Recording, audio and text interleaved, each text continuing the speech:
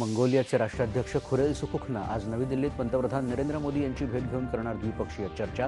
चर्चेनंतर अनेक सामंजस्य करारांवर स्वाक्षरी होण्याची अपेक्षा. भारत आणि कॅनडा धोरणात्मक संबंध पुनरुज्जीवित करण्यासाठी व्यापार, ऊर्जा, हवामान, तंत्रज्ञानावर आधारित नवा पथदर्शी आराखडा जाहीर. कॅनडाच्या परराष्ट्र मंत्र्यांनी घेतली पंतप्रधान नरेंद्र मोदी यांची भेट. पश्चिम आशियात विशेषतः गाझापट्ट्यात युद्ध संपून शांतता आणण्यासाठी ऐतिहासिक शांतता करारावर स्वाक्षऱ्या. गाझामधील युद्ध संपून आता मानवतावादी मदतीचा ओघ सुरू. गाझा शांतता योजनेला भारताचं समर्थन. या प्रदेशात कायमस्वरूपी शांतता प्रस्थापित करण्यासाठीच्या सर्व प्रयत्नांना पाठिंबा देण्याची भारताची भूमिका. पंतप्रधान नरेंद्र मोदी यांनी ओलिसांच्या सुटकेचं केलं स्वागत. ट्रम्प आणि नेतान्याहू यांच्या भूमिकेची प्रशंसा करत शांतता प्रक्रियेला दर्शवला पाठिंबा. भारत हा एक उत्तम आणि महान देश असल्याचं सांगत अमेरिकेचे राष्ट्राध्यक्ष डोनाल्ड ट्रम्प यांनी पंतप्रधान नरेंद्र मोदी यांच्या नेतृत्वाची केली प्रशंसा.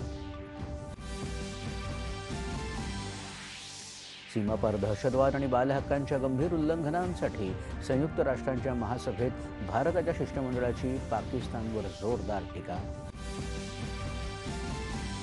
सप्टेंबर महिन्यात देशाच्या किरकोळ महागाई दरात 1.54% घट.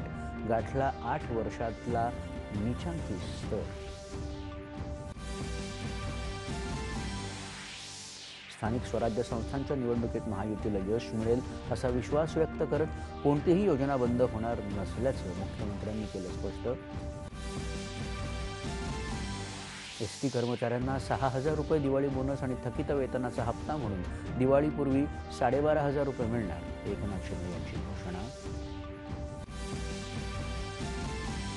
राज्य माध्यमिक महामंडळाच्या 10वी-12वी परीक्षांच्या तारखा जाहीर.